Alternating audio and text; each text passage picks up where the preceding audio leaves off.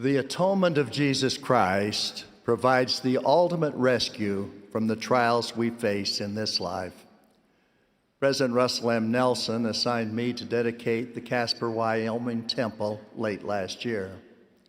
It was a profound emotional and spiritual experience.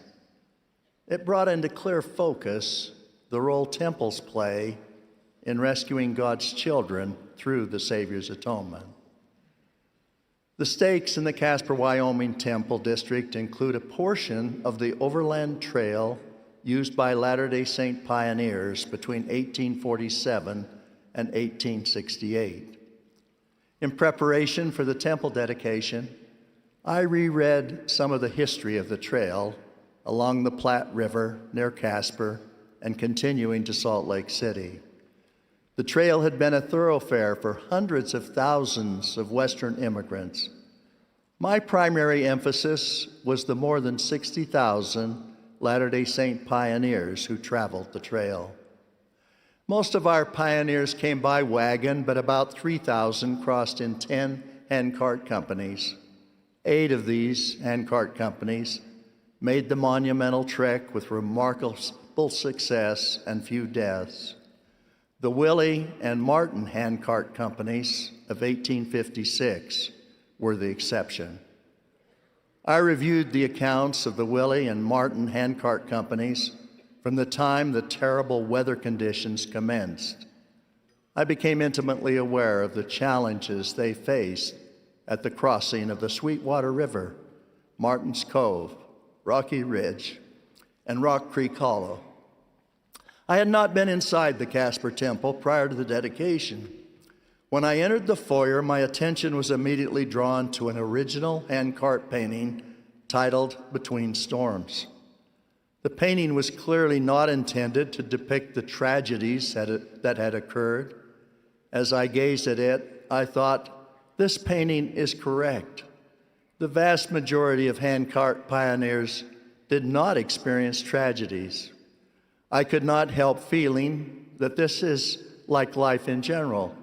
Sometimes we are between storms, and sometimes between clouds and sunshine. When I turned to the original painting on the other wall, titled Heaven's Portal, I realized that this beautiful summer painting of what was called Devil's Gate, with the calm and clear Sweetwater River flowing through it, presented the beauty of the Lord's creation, not just the challenges the pioneers faced in that horrible winter season. Then I looked forward behind the recommend desk and saw a beautiful painting of the Savior.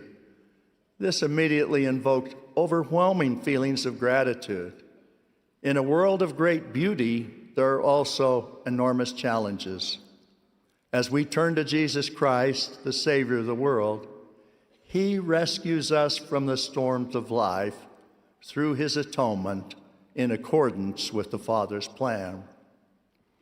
For me, the foyer was a perfect preparation for the temple ordinance rooms that allow us to receive the ordinances of exaltation, make sacred covenants, and to fully accept and experience the blessings of the Savior's atonement. The Father's plan of happiness is based on the Savior's atoning rescue. The pioneer experience provides Latter-day Saints with a unique historical tradition and a powerful collective spiritual legacy. For some, the migration had been years in the making after being forcefully driven from both Missouri and Nauvoo. For others, it began after President Brigham Young announced the Handcart Plan, which was intended to make immigration more affordable. The handcarts cost much less than wagons and oxen. A missionary in England, Millen Atwood, said that when the handcart plan was announced, it ran like fire in dry stubble, and the hearts of the poor saints leapt with joy and gladness. Many had prayed and fasted day after day and night after night that they might have the privilege of uniting with their brethren and sisters in the mountains. Most of the handcart saints experienced hardship, but avoided major adverse events. but two handcart companies, the Willie Company and the Martin Company, experienced starvation, exposure to freezing weather, and many deaths. Most of these travelers sailed from Liverpool, England in May of 1856 aboard two ships. They arrived at the Handcart outfitting site in Iowa City in June and July. Despite warnings, both companies departed for the Salt Lake Valley too late in the season. President Brigham Young first became aware of the perilous situation of these companies on October 4th, 1856. The next day, he stood before the saints in Salt Lake City and said, quote, "Many of our brethren and sisters are on the plains with handcarts, and they must be brought here. We must send assistance to them before the winter sets in."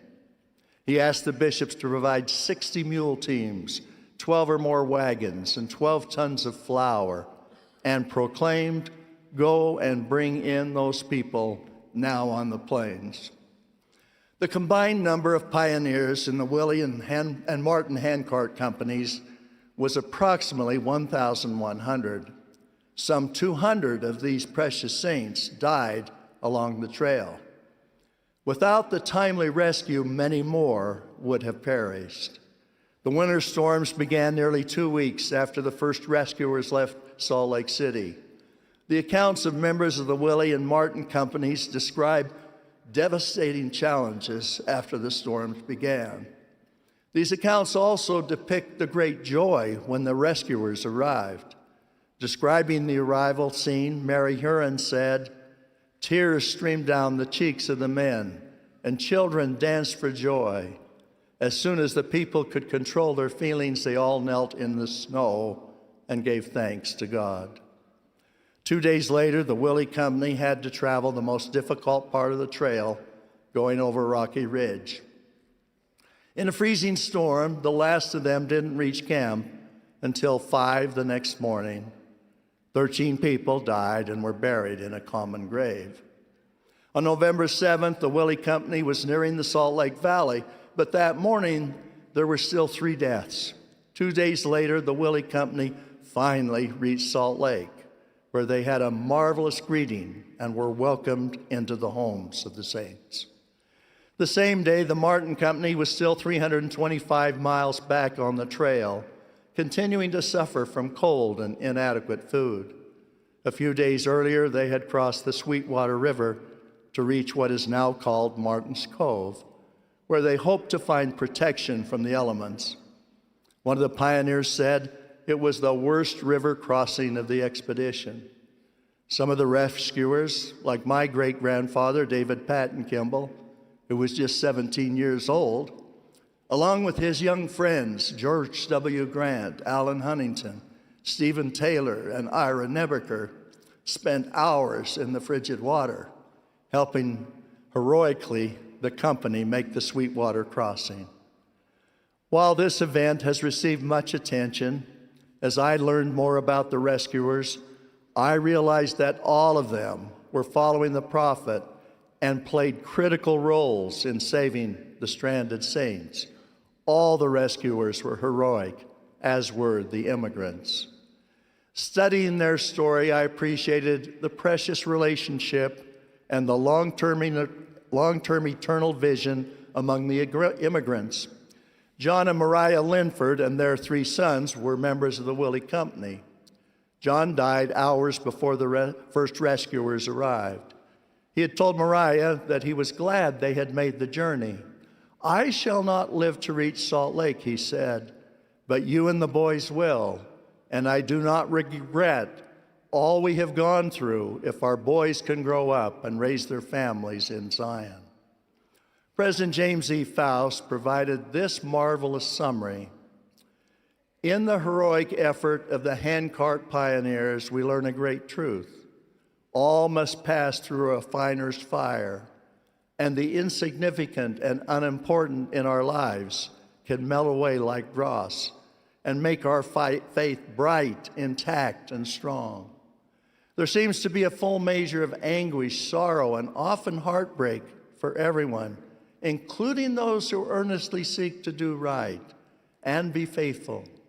Yet this is part of the purging to become acquainted with God, end quote. In his eternity-shaping atonement and resurrection, the Savior broke the bands of death, having gained the victory over death for everyone. For those who have repented of sins, he has granted upon himself their iniquity and their transgressions, having redeemed them and satisfied the demands of justice. Without the atonement, we cannot save ourselves from sin and death. While sin can play a significant role in our trials, like adversaries are compounded by mistakes, bad decisions, evil actions by others, and many things outside of our control. Preached by Gospel teaches, as we rely on Jesus Christ and his atonement, he can help us endure our trials, sicknesses, and pain. We can be filled with joy, peace, and consolation. All that is unfair about life can be made right through the atonement of Jesus Christ. During this Easter season, our focus is on the Savior and his atoning sacrifice. The atonement provides hope and light at a time that for many seems dark and dreary. President Gordon B. Hinckley declared, "When all of history is examined, there is nothing so wonderful, so majestic, so tremendous as this act of grace." I share 3 recommendations which I think are particularly relevant for our day. First, do not underestimate the importance of doing what we can to rescue others from physical and especially spiritual challenges. Second, gratefully accept the Savior's atonement. We all should strive to exhibit joy and happiness even as we face the challenges of life. Our goal should be to live optimistically on the sunny side of the street. I have observed my precious companion, Mary, do this her entire life. I have appreciated her sparkling, uplifting approach, even as we have faced problems throughout the years.